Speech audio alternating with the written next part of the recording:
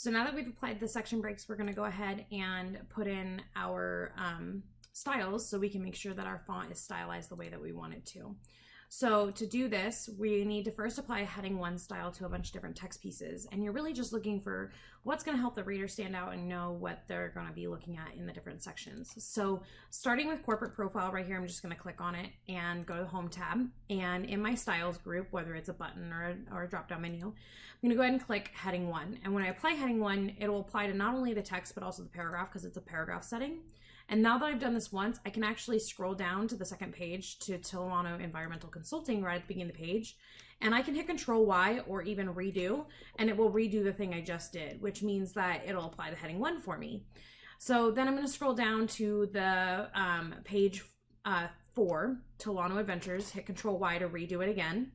And then I'm going down past the Smart Art onto the page 7 with company policies and applying a heading 1 there. And then I'm moving down to the bottom-ish of page 8 and applying it to health benefits there. I'm then going to go ahead and scroll all the way back up to the second page where I have Tolano Environmental Consulting. And this time around, I'm going to be applying heading 2 styles. So I want to apply heading 2 styles to all of these cities that are within these company contact information. So I'm going to click on New York and apply heading 2 style.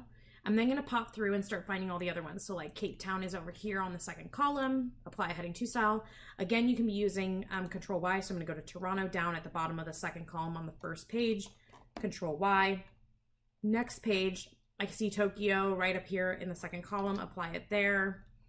I've got London over here on the left side, Sydney on the right side, and that's all my cities for that area.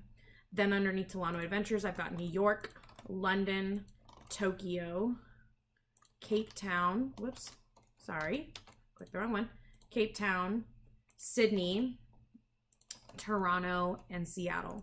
And there's something I want to note about Seattle in this text above it. You can see that there's this blue paragraph marker and the Seattle is black. That means that there's these styles that are overriding or this formatting that's overriding our style settings.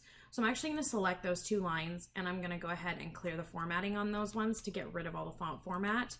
And then I'm going to apply the heading 2 to style to Seattle again, so that way it actually applies.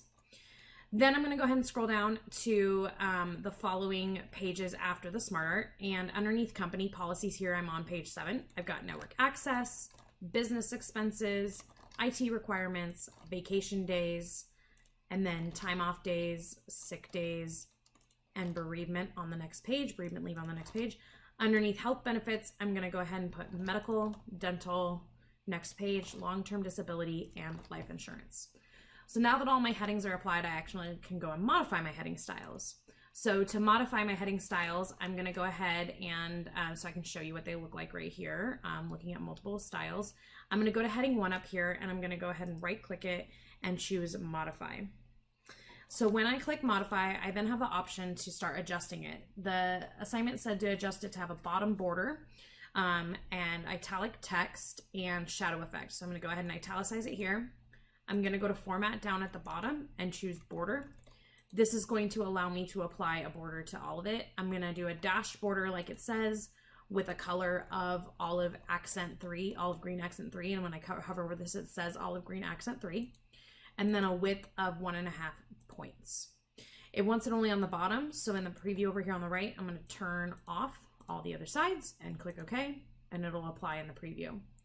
The last thing that I need to do is apply a shadow text effect. So I'm going to go to Format right here and choose Text Effects.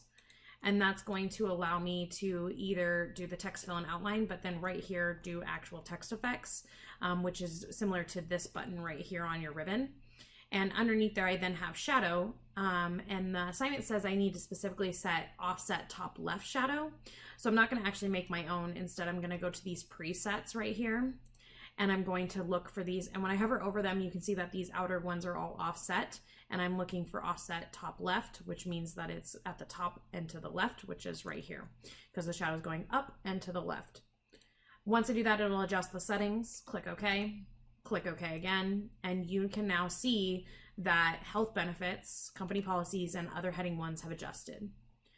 Same thing for heading 2, but this time we're just going to change the color and go ahead and modify it to be small caps. So I'm going to adjust the color of the text to be Aqua Accent 5, which if I hover over it, it says Aqua Accent 5. And then to format font to be able to apply the small cap setting, which is right here inside of the font settings for the advanced font settings. Clicking OK again. All my heading 2s will also adjust to that automatically throughout the entire document. And that's how you adjust your styles and also your breaks.